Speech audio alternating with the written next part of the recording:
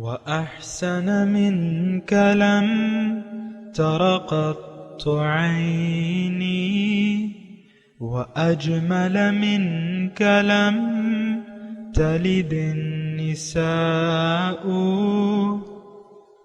خلقت مبرأ من كل عيب خلقت مبرأ من كل عيب كأنك قد خلقت كما تشاء كتاب أنزلناه إليك مبارك ليدبروا آياته وليتذكر أولو الألباب. یہ کتاب برکت والی ہے جسے ہم نے آپ کی طرف نازل فرمایا ہے تاکہ دانش مند لوگ اس کی آیتوں میں غور و فکر کریں اور نصیحت حاصل کریں.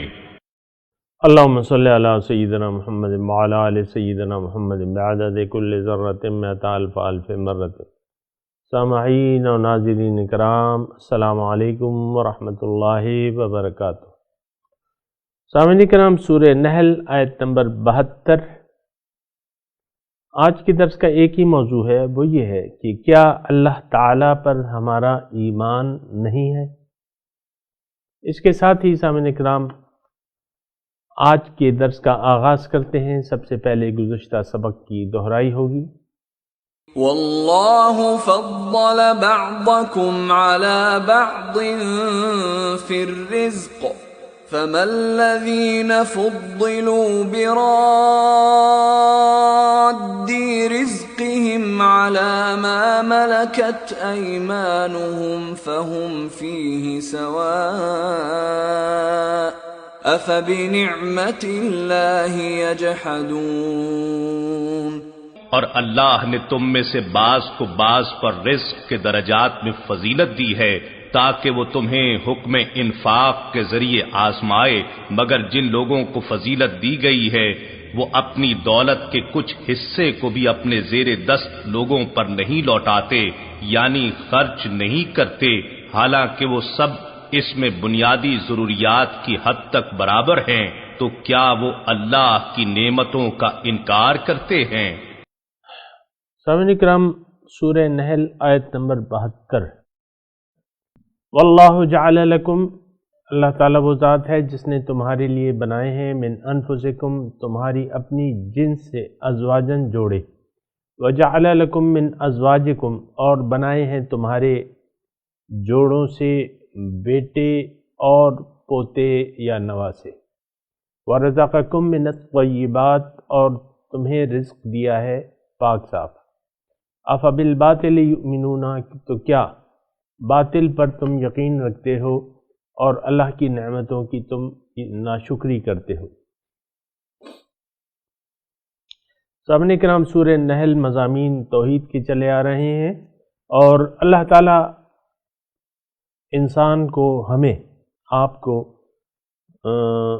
توحید کی طرف بلا رہے ہیں کہ مجھے ایک معبود مان لو، ایک مقصود مان لو، ایک محبوب مان لو، مجھ پہ یقین کر لو کہ میں ہی تمہارا محبوب و مطلوب و مقصود ہوں.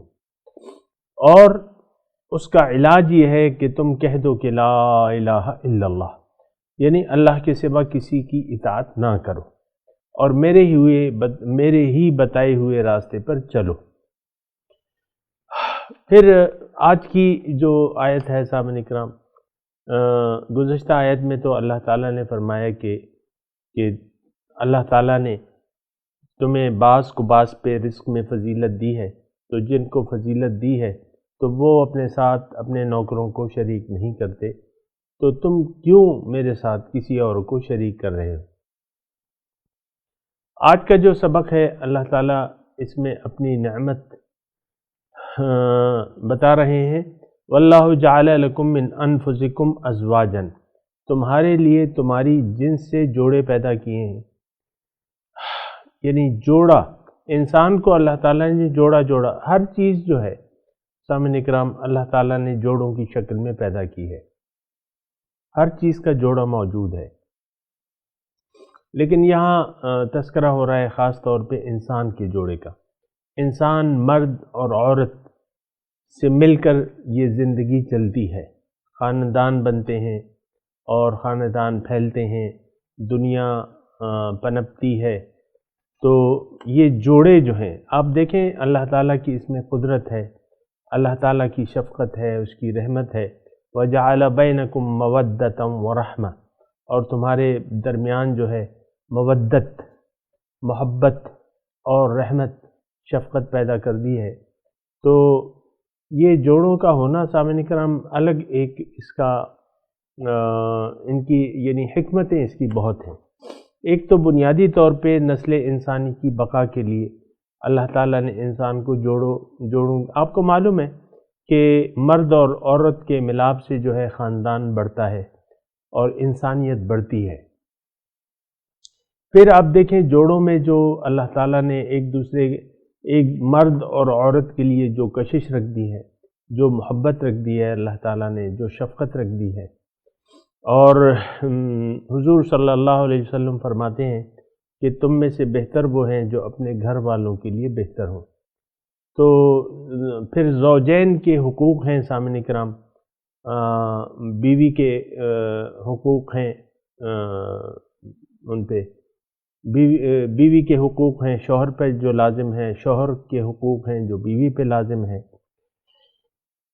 بیوی کا جو ہے وہ ہے اطاعت گزاری ہے، فالصالحات قانتات للغیب بما حفظ اللہ، یہ مضامین اللہ تعالیٰ نے ان کی الگ الگ ڈیوٹیاں اور فرائض بیان کیے ہوئے۔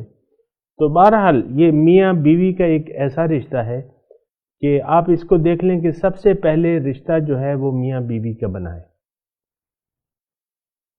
روئے زمین پہ انسانیت کی جب ابتدا ہوئی ہے تو باقی رشتے بعد میں وجود میں آئے ہیں، ماں باپ کا رشتہ بعد میں بنا ہے، لیکن سب سے پہلا رشتہ جو ہے وہ میاں بیوی کا بنا ہے۔ تو اس میں آپ سوچتے جائیں، حکمتیں سوچتے جائیں، اس کے فائدے ہیں۔ وَجَعَلَ لَكُمْ، پھر جو ہے جب خاندان پھیلتا ہے تو جوڑوں سے مزید خاندان بنتے ہیں، بیٹے بنتے ہیں، پوتے، نواسے، حفدہ کہتے ہیں، بنین بیٹے، و حفدہ پوتے یا نواسے، وَرَزَقَكُم مِّنَ الطَّيِّبَاتِ، پھر اللہ تعالیٰ کی جو ربوبیت ہے، اللہ تعالیٰ نے پاک صاف ستھرا رزق دیا ہے سامعین کرام۔ باقی مخلوقات کو یعنی تمام مخلوقات سے بہتر رزق جو ہے وہ انسان کے لیے اللہ تعالیٰ نے پیدا کیا ہے۔ دیکھیں شکاری جانور ہیں مثال کے طور پہ، وہ ان کے شکار جو کرتے ہیں تو وہ سب کچھ سمیت ان کو کھانا پڑتا ہے، اور نہ وہ دھوتے ہیں، نہ کچھ نہ پکاتے ہیں، کچا گوشت جو بھی ہے اللہ تعالیٰ نے ہر ایک کے رزق کا لیکن طیبات یعنی وہ کچا گوشت جو اور جانور کھاتے ہیں ہم تو نہیں کھا سکتے اس طریقے سے یا اس حالت میں، ظاہر ہے اس کو ذبح کریں گے، اس سے علائشیں ہٹائیں گے، اس کو پھر دھوئیں گے، اس کو پھر پکائیں گے ایک صاف ستھری حالت میں آپ دیکھتے ہیں، اور پھر تمام چیزیں جو ہیں اللہ تعالیٰ نے جو رزق دیا ہے ہمیں وہ طیبات ہے، پاک صاف ستھرا، کھجوریں ہیں، آپ دیکھ لیں سارے پھل ہیں، پھر آپ دیکھیں سارے میوے ہیں، پھر اجناس ہیں، اور کس طریقے سے اللہ تعالیٰ نے وہ سسٹم بنایا ہے، ہم پکا کے کھاتے ہیں، بعض کو کچا کھاتے ہیں، بعض سبزیوں کو کچا کھاتے ہیں، کھیرا ہے، مولی ہے، گاجر وغیرہ جو بھی ہے۔ تو پھر پھل ہیں، پھل عام طور پہ جو ہے بغیر پکائے کھائے جاتے ہیں عام طور پہ، اور بالکل پاک صاف ستھرے، کتنا یعنی آپ دیکھیں کہ اوریجنل جو ان کی حالت ہے، درخت سے اتارو اور توڑ کے کھا لو۔ انگور ہے درخت پہ لگے ہوئے ہیں، بس تیار ہیں کھانے کے لیے، الوچے ہیں، خوبانی ہے، سیب ہیں وغیرہ وغیرہ، یہ سب تیار ہیں کھانے کے لیے، طیبات ہیں۔ تو اب یہ ساری جو چیزیں ہیں سامعین کرام دیکھیں، میں آپ انسان جو ہے یہ ایک ایسی چیز ہے کہ اس میں عقل موجود ہے، اس میں شعور موجود ہے، اس میں سمجھ موجود ہے۔ یہ سوجھ بوجھ سے اگر کام لے تو اللہ تعالیٰ کی نعمتوں کو یہ محسوس کرے گا۔ پھر یہ ہے أَفَبِالْبَاطِلِ يُؤْمِنُونَ وَبِنِعْمَةِ اللَّهِ يَكْفُرُونَ، کیا یہ باطل پر ایمان لاتے ہیں، یقین کرتے ہیں باطل پہ، اللہ کی نعمتوں کی ناشکری کرتے ہیں؟ اللہ، تو یہ ایک بہت افسوسناک بات ہے سامعین کرام کہ ہم باطل پر تو ہمارا ایمان ہے اور اللہ تعالیٰ کی نعمتوں کی ناشکری ہے۔ اور وہ ایک شعر جو میں آپ کو اکثر سناتا ہوں کہ بتوں سے تجھ کو امیدیں اور خدا سے نا امیدی، مجھے بتا تو صحیح اور کافری کیا ہے۔ کیا مطلب کہ بتوں سے تو امیدیں لگا رکھی ہیں۔ دیکھیں یہ اتنا مشکل نہیں ہے، مٹیریل پہ زیادہ بھروسہ ہے ہمارا۔ ایک عام بس ایک چھوٹا سا جملہ میں نے آپ کو کہہ دیا کہ مٹیریل پہ زیادہ بھروسہ ہے، اللہ تعالیٰ پہ ایمان نہیں ہے۔ اور اس کی میں آپ کو وضاحت کرتا رہتا ہوں، مٹیریل پہ زیادہ بھروسہ ہے، لیکن مٹیریل تو بھروسے کے قابل چیز ہی نہیں ہے سامنے کرو۔ ہر چیز جو ہے وہ دغا دے جاتی ہے، ہر چیز دغا دے جاتی ہے، پیسے، مال، اولاد، حیثیت، یہ سب دغا دے جاتی ہیں، یہ فریب ہے، یہ جھوٹ ہے۔ ایک ہستی ہے جو وفا ہمارے ساتھ ہمارے کام آتی ہے، ہر زندگی کے ہر موڑ پہ ہمارا ساتھ دیتی ہے، وہ کیا ہے؟ اللہ تعالیٰ کی ان ینصرکم اللہ فلا غالب لکم وَإِن يَخْذُلْكُمْ فَمَنْ ذَا الَّذِي يَنْصُرُكُمْ مِنْ بَعْدِهِ۔ اللہ تعالیٰ فرما رہے ہیں کہ اگر اللہ تعالیٰ تمہاری مدد کرے تو فلا غالب لکم، تو تم پر کوئی غالب نہیں آ سکتا۔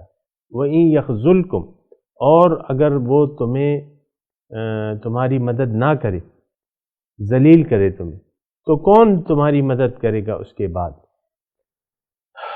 أَفَبِنِعْمَةِ اللَّهِ يَجْحَدُونَ۔ بہرحال دیکھیں یہ بڑا اس آیت میں یہ جملہ بڑا قابل غور ہے۔ أَفَبِالْبَاطِلِ يُؤْمِنُونَ، کیا یہ لوگ باطل پر ایمان لاتے ہیں؟ اللہ، أَفَبِالْبَاطِلِ يُؤْمِنُونَ، کیا یہ لوگ باطل پر ایمان لاتے ہیں؟ تو آپ دیکھیں اپنا ہم اگر احتساب کریں سامعین کرام تو ہم باطل پر ایمان لے آئے ہوئے ہیں، باطل پر یقین ہے ہمارا، جیسا کہ وہ میں نے آپ کو شعر بتایا نا کہ بتوں سے تجھ کو امیدیں، باطل پر ایمان ہے ظاہری۔ دیکھیں ہم بغیر کسی اس کے، آپ دیکھیں آپ کے پاس کچھ پیسے ہیں، وہ آپ بچا بچا کے رکھتے ہیں، اللہ تعالیٰ کی راہ میں خرچ نہیں کرتے۔ مثال کے طور پہ عرض کر رہا ہوں، آپ نے اس پیسے سے امیدیں لگا رکھی ہیں کہ یہ میرے کام آئیں گے۔ یہ تو ایک انتہائی غلط سوچ ہے کہ آپ نے پیسے سے امید لگا رکھی ہے۔ امید اور مدد کرنے والی تو بس ایک ذات ہے سامعین کرام، اللہ تعالیٰ کی ذات ہی مدد کرنے والی ہے، وہی مشکل کشا ہے، وہی قاضی الحاجات ہے سامعین کرام۔ لیکن ایسا نہیں ہونا چاہیے۔ اللہ تعالیٰ فرما رہا ہے، شکوہ کر رہے ہیں، کیا تم باطل پر یقین رکھتے ہو میرے مقابلے میں؟ یہ ساری نعمتیں دیکھو، یعنی دیکھو تمہیں میں نے جوڑے جوڑے پیدا کیا ہے، تمہارے خاندان بنایا ہے، تمہارے بیٹے بنائے ہیں، تمہارے پوتے نواسے بنائے ہیں، اور یہ ساری نعمتیں اس سے تم لطف اندوز ہو رہے ہو، اپنے بیٹوں سے کھیلتے ہو، اپنے پوتے نواسوں سے تم کھیلتے ہو، ان سے لطف اندوز ہوتے ہو اور خوش ہوتے ہو، ان کو دیکھ کے خوش ہوتے ہو۔ تو اب ہونا تو یہ چاہیے کہ مجھے سے توقع رکھو، جبکہ یہ ساری نعمتیں میں تمہیں دے رہا ہوں، تو تم باطل کی طرف دیکھ رہے ہو۔ أَفَبِالْبَاطِلِ يُؤْمِنُونَ، باطل پر تم نے یقین کر لیا ہے۔ دیکھیں باطل کیا ہے سامعین کرام؟ وَأَنَّمَا يَدْعُونَ مِن دُونِهِ الْبَاطِلِ ذَلِكَ بِأَنَّ اللَّهَ هُوَ الْحَقُّ وَأَنَّمَا يَدْعُونَ مِن دُونِهِ الْبَاطِلِ او کما قال۔ یہ اس لیے حق تو اللہ ہے، ذالک بأن اللہ هو الحق وأن ما يدعون من دونه الباطل، اور جو اس کے علاوہ ہے وہ باطل ہے سامنے کرام۔ تو اللہ حق ہے۔ دیکھیں، روشنی اور اندھیرا، روشنی اور اندھیرا برابر ہو سکتے ہیں؟ تو اندھیرے سے ہم نے توقعات لگا رکھی ہیں یا اس پہ اندھیروں پہ یقین کر لیا ہے، جبکہ اندھیرا تو اندھیرا ہے سامنے کرام۔ تو اسی طرح دیکھیں، حق ہے، حق ایک ہے، اور باطل جو ہے بس اس کے علاوہ پھر جو ہے سب کچھ باطل ہے سامنے کرام۔ تو باطل پر یقین کا کیا مطلب ہے، اور باطل پر یقین کون کرے گا سوائے کافروں کے؟ باطل پر تو کوئی یقین نہیں کرتا۔ ایمان والے جو ہیں وہ اللہ ہی پہ یقین رکھتے ہیں، اللہ ہی پر ان کا بھروسہ ہے۔ وَعَلَى اللَّهِ فَتَوَكَّلُوا إِن كُنتُم مُؤْمِنِينَ، اگر تم مومن ہو تو اللہ پہ بھروسہ کرو۔ قُلْ هُوَ الرَّحْمَنُ آمَنَّا بِهِ وَعَلَيْهِ تَوَكَّلْنَا، سورہ ملک کی آخری آیت ہے، آخری آیت میں سے ایک آیت ہے، قُلْ هُوَ الرَّحْمَنُ، آپ کہہ دیجئے کہ وہ تو رحمان ہے، آمَنَّا بِهِ، اس پہ ہمارا یقین ہے اور اسی پہ ہمارا بھروسہ ہے۔ لیکن جو مومن ہیں تو وہ ایسا نہیں کہہ سکتے کہ اس رحمان پہ ہمارا ایمان ہے اور بھروسہ ہے۔ دیکھیں، یہ قرآن جو ہے نا، یہ ایک آئینہ ہمیں دکھاتا ہے۔ اس آئینے میں اپنی تصویر دیکھیں تو کہ بھئی آپ کی تصویر کیا ہے، آپ کی حقیقت کیا ہے۔ قرآن یہ آئینہ ہمیں بتاتا ہے کہ مومن یہ کہتا ہے کہ میرا تو هو الرحمن آمنا بہ، رحمان پہ ہمارا ایمان ہے، رحمان پہ ہمارا یقین ہے کہ وہ ہماری مدد کرے گا، وہ ہمیں مشکلوں سے نکالے گا۔ وعلیہ توکلنا، اور اس پر ہمارا بھروسہ ہے، اس پر ہمارا اعتماد ہے۔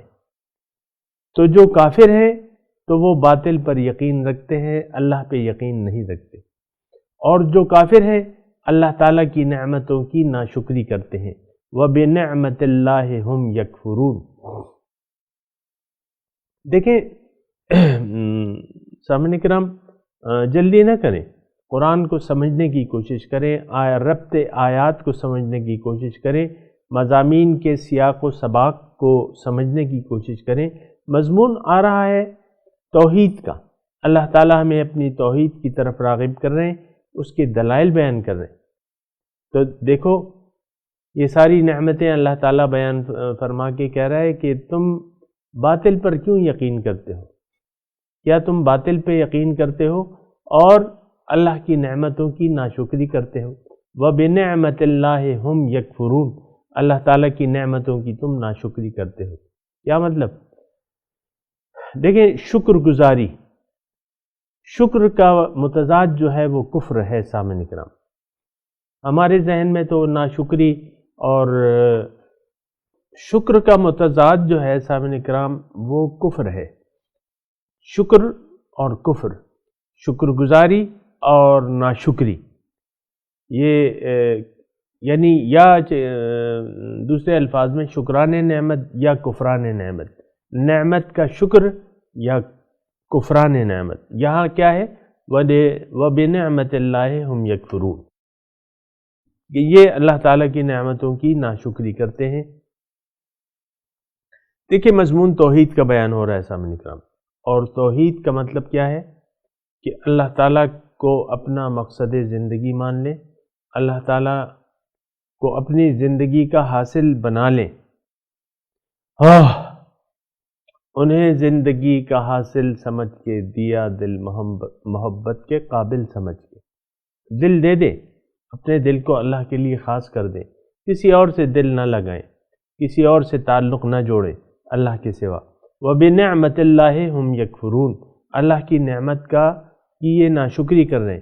اور ناشکری کی میں نے آپ کو بتایا ہے سامعین کرام کہ شکر گزاری کیا ہے۔ شکر گزاری یہ ہے کہ آپ بحیثیت انسان اپنے آپ کو پہچان لیں، اپنے مقصد حیات کو کا مقصد حیات طے کر لیں، اللہ تعالیٰ سے پوچھ کے۔ اللہ تعالیٰ سے پوچھیں گے کیسے؟ قرآن ہمیں بتاتا ہے کہ تمہارا مقصد جو ہے وہ دارالسلام ہے، اور دارالسلام جو ہے وہ میرا گھر ہے، میری ملاقات کی جگہ ہے، میرے دیدار کی جگہ ہے، میرے قرب کی جگہ ہے، میری معرفت کی جگہ ہے۔ تو اللہ تعالیٰ ہمیں دارالسلام کی طرف بلاتا ہے۔ تو دیکھیں اللہ تعالیٰ نے یہ ساری نعمتیں، میں ایک بات کرنے جا رہا ہوں، اس کو ذرا غور سے سنیں۔ اللہ تعالیٰ نے ہمیں یہ ساری نعمتیں کس لیے دی ہیں؟ یہ ہماری روح کو جسم کیوں دیا ہے؟ یہ ساری زندگانی کے اسباب کیوں پیدا کیے ہیں؟ واحد اس کا مقصد یہ ہے کہ ہم اللہ کے قریب ہو جائیں، اللہ کو پہچان لیں، اللہ کے قریب ہو جائیں۔ ان نعمتوں کو اس طریقے سے استعمال کریں کہ اللہ تعالیٰ کی ملاقات کے اہل بن سکیں ہم۔ میں مختصر الفاظ کہہ رہا ہوں سامعین کرام، یعنی یہ کارزار حیات کیا ہے؟ یہ اللہ تعالیٰ سے ملاقات کی تیاری کی جگہ ہے سامعین کرام۔ اور وہ کیسے ہوگی؟ اس کا راستہ ہمیں قرآن بتاتا ہے۔ ان ھذا القرآن یہدی للتی ہی اقوم، قرآن ہمیں وہ راستہ بتاتا ہے جو سب کے سیدھا ہے۔ اور رب کہاں ہے؟ ان ربی علی صراط مستقیم، رب تو صراط مستقیم ہے پہ ہے، یعنی صراط مستقیم کی انتہا کیا ہے؟ وہ رب ہے۔ یہ صراط مستقیم کیا ہے؟ یہ اللہ کا راستہ ہے۔ تو اللہ کی نعمتوں کو اس مقصد کے لیے استعمال کرنا جس مقصد کے لیے یہ نعمتیں دی جا رہی ہیں، یہ شکر گزاری ہے۔ اگر نعمت کو ہم ضائع کریں گے، یعنی باطل مقاصد کے لیے استعمال کریں گے، تو یہ ناشکری ہے۔ یہ زندگانی، یہ نعمتیں، یہ سب کچھ اللہ تعالیٰ نے ہمیں، دوبارہ میں عرض کر رہا ہوں، اس لیے دیا ہے کہ ہم اللہ تعالیٰ کی ملاقات کے اپنے آپ کو اہل بنا سکیں۔ اور وہ کیسے ہوگا؟ جب ہم رب کی بندگی کریں گے۔ وہ کیسے ہوگا؟ جب ہم اپنے رب کو راضی کر لیں گے۔ تو یہ تو شکر گزاری ہے۔ اگر ہم ایسا کرنے لگیں کہ اللہ کو مقصود بنا کے، اللہ کے کسی رہنما کی رہنمائی میں اللہ کے راستے پر چل پڑیں، حضور صلی اللہ علیہ وسلم کی اسوہ حسنہ کا اتباع کرتے ہوئے۔ لیکن اگر ہم ایسا نہیں کریں گے، باطل کو مقصد بنا لیں گے، باطل سے امیدیں رکھ لیں گے اور باطل کو مقصد سمجھ لیں گے، تو پھر یہ معاملات جو ہے یہ ناشکری کی طرف جائے گا۔ اور ناشکری، نعمت کا غلط استعمال جو ہے، آپ اس کے پھر فوائد سے، جو نعمت ہے اس کے فوائد سے محروم رہیں گے۔ سامعین کرام، اللہ نعمت کے فوائد سے محروم رہیں گے۔ مثال کے طور پہ ایک بھوکا شخص ہے، 3 دن کا فاقہ ہے اسے، اب اسے کھانے کی ایک ٹرے دی جاتی ہے، قاب دیا جاتا ہے، اس میں انواع و اقسام کے میوے ہیں اور وہ ہیں، اور پھر وہ کیا ہوتا ہے کہ جب بھوکے کو وہ دیا جاتا ہے، وہ اسے لات مار دیتا ہے، یا ہاتھ، وہ ٹرے جو ہے، جو کھانے والا ہوتا ہے، جو تقسیم کرنے والا ہوتا ہے، جب وہ کھانے کی ٹرے اس کے پاس لاتا ہے تو وہ غصے سے ناراض ہو کے وہ ٹرے کو دھکا دے دیتا ہے، کھانا گر جاتا ہے۔ اس کا نتیجہ کیا ہوگا؟ اس کا نتیجہ سوائے اس کے کچھ بھی نہیں ہے کہ یہ آدمی بھوکا رہے گا، اس کی جو بھوک ہے مزید بڑھے گی، اور یہ مزید پریشان ہو جائے گا بھوک کی وجہ سے۔ ظاہر ہے کہ بھوک ایک ایسا وہ ہے سامنے کا نام کہ بھوک جو ہے وہ پھر برداشت سے تو پھر باہر ہو جاتی ہے، اور انسان جو ہے پھر وہ بھی آپ کو معلوم ہے کہ اگر انسان فاقے پہ فاقے ہوتے رہیں تو دیکھیں ہم بھوکے ہیں، یہ ایک بات جو ہے یہ ذرا نوٹ کر لیں، ہم سب لوگ بھوکے ہیں۔ ہماری روح کو روحانی بھوک ہے ہماری یہ، پھر روحانی غذا کیا ہے؟ وہ قرآن ہے، وہ وحی ہے، وہ سنت رسول ہے، وہ اتباع رسول ہے، وہ رسول کا اسوہ حسنہ ہے جو ہماری روحانی غذا ہے۔ ایک اور اگر جملے میں آپ کو یہ مضمون بیان کروں ایک دوسرے قسم کی، کہ ہم سب لوگ بیمار ہیں سامعین کرام، نفسانی بیماریاں ہیں سامعین کرام، اور یہ آپ کو معلوم ہے کہ نفسانی بیماری کیا کیا ہے۔ شہوت ہے، غضب ہے، غصہ ہے، لالچ ہے، حرص ہے، کبر ہے، عجب ہے، یہ ساری بیماریاں ہیں۔ اب انسان بیمار ہے یہ تو ہم نہیں کہہ سکتے، اور اگر کوئی یہ دعویٰ کرے بھی کہ بغیر علاج کے، یعنی انسان بیمار ہے، بیماریاں لے کے پیدا ہوا ہے، اس کی میں نے تفصیل بیان کی ہے سامعین کرام، نفسانی بیماریاں کیوں ہیں اور اس کا علاج کیا ہے۔ تو ہم یعنی ابھی میرے پاس ٹائم کم ہے، میں کہہ رہا ہوں کہ ہم لوگ بیمار لوگ ہیں، انسان بیمار ہے، یہ شفایاب ہونے کے لیے آیا ہے تاکہ یہ صحت مند ہو جائے، ایسی اس کو دوائی ملے، ایسی غذا ملے تاکہ یہ صحت یاب ہو جائے، شفا یاب ہو جائے اور طاقتور ہو جائے۔ تو اب اس کے لیے شفا کے لیے کیا ہے؟ وَنُنَزِّلُ مِنَ الْقُرْآنِ مَا هُوَ شِفَاءٌ لِمَا فِي الصُّدُورِ او کما قال۔ اللہ تعالیٰ فرما رہے ہیں قرآن کو میں نے نازل کیا ہے، اس میں شفا ہے، جو بیماریوں دل میں ہے اس کے لیے یہ شفا ہے، شفاء لما فی الصدور ہے سامعین کرام۔ تو ہم بیمار ہیں سامعین کرام، ہمیں دوائی کی ضرورت ہے، ہمیں پرہیز کی ضرورت ہے۔ یہ دوائی اور پرہیز قرآن ہمیں بتاتا ہے، یہ طریقہ شفایاب ہونے کا ہمیں حضور صلی اللہ علیہ وسلم اس کا نمونہ پیش کرتے ہیں۔ شفایاب ہونے کے لیے جو طریقہ کار ہے، یعنی جس طریقے سے آپ زندگی گزاریں گے، وَلَكُمْ فِي رَسُولِ اللَّهِ أُسْوَةٌ حَسَنَةٌ، تمہارے لیے رسول کی زندگی میں ایک بہترین نمونہ ہے۔ لمن کان یرجو اللہ والیوم الآخر، جو اللہ سے ملاقات کے امیدوار ہوں اور آخرت کی کامیابی چاہتے ہیں۔ تو یہ ساری ایک جو ہم آئے ہیں نا سامعین کرام، اس دنیا میں آئے ہیں، یہاں سانسیں لے رہے ہیں، اس کا مطلب یہ ہے کہ ہم شفایاب ہو جائیں۔ اب وہ دوائی اور پرہیز وہ وہی ہے، قرآن ہے، وہ اس میں مکمل شفا ہے، شفاء لما فی الصدور ہے۔ تو سینوں کے امراض کا علاج ہے سامعین کرام۔ اگر ہم اللہ کو مقصود بنا لیں گے اور اللہ کی بندگی شروع کر دیں گے تو ہم شفایاب ہو جائیں گے۔ اگر ایسا نہیں کریں گے تو یہ ناشکری ہے۔ اگر قرآن کو ہم دیکھیں، قرآن کیا ہے؟ ایک غذا ہے، ایک دوائی ہے۔ اگر ہم اس سے منہ پھیر لیں گے تو کیا ہے؟ بیمار رہیں گے۔ ناشکری کا وبال تو ہم پہ ہے۔ انما بغیکم علی انفسکم، لوگوں تمہاری بغاوت کا اثرات تم پہ خود پڑیں گے۔ تو یہ کبھی نہ سوچئے گا کہ ہم نے کسی کا نقصان کر لیا۔ جو بھی ناشکری کے راستے پر چلتا ہے اس کا اپنا نقصان ہوتا ہے، وہ خود اپنے آپ کو ہلاکت میں ڈالتا ہے۔ فآمنوا باللہ ورسولہ، تو اب کرنا کیا چاہیے؟ ایمان لے آؤ اللہ پہ اور اس کے رسول پہ۔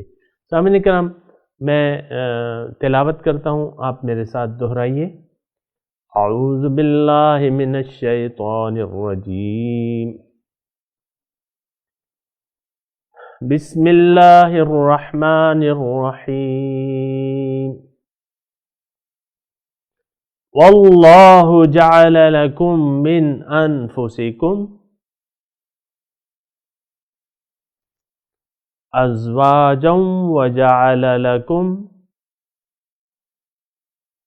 من ازواجکم بنین وحفدۃ ورزقکم من الطیبات افبالباطل یؤمنون وبنعمت اللہ ہم یکفرون۔ ترجمہ سنا دیجئے۔ واللہ جعل لکم من انفسکم ازواجا، اللہ نے بنائے ہیں تمہاری اپنی جنس سے جوڑے، وَجَعَلَ لَكُم مِّنْ أَزْوَاجِكُمْ، اور بنائے ہیں تمہارے لیے تمہارے جوڑوں سے بنینا بیٹے، وحفدہ پوتے یا نواسے، وَرَزَقَكُم مِّنَ الطَّيِّبَاتِ، اور رزق دیا ہے تمہیں اس پاک صاف، أَفَبِالْبَاطِلِ يُؤْمِنُونَ، کیا باطل پر تم یقین رکھتے ہو، وَبِنِعْمَةِ اللَّهِ هُمْ يَكْفُرُونَ، اللہ کی نعمتوں کی یہ ناشکری کرتے ہیں۔ سامعین کرام، اب اس آیت کی تلاوت اور ترجمہ سنتے ہیں۔ واللہ جعل لکم من انفسکم ازواجا وجعل لکم من ازواجکم بنین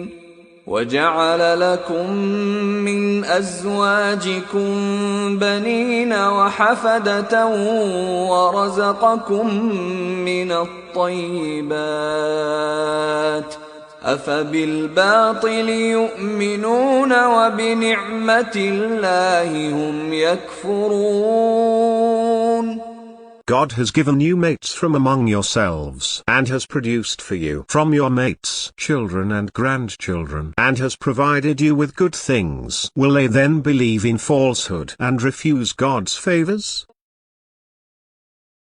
اس کے ساتھ ہی آج کے درس کا وقت اختتام کو پہنچا۔ انشاءاللہ اگلے درس میں ملاقات ہوگی۔ وآخر دعوانا ان الحمدللہ رب العالمین، والسلام علیکم ورحمۃ اللہ وبرکاتہ۔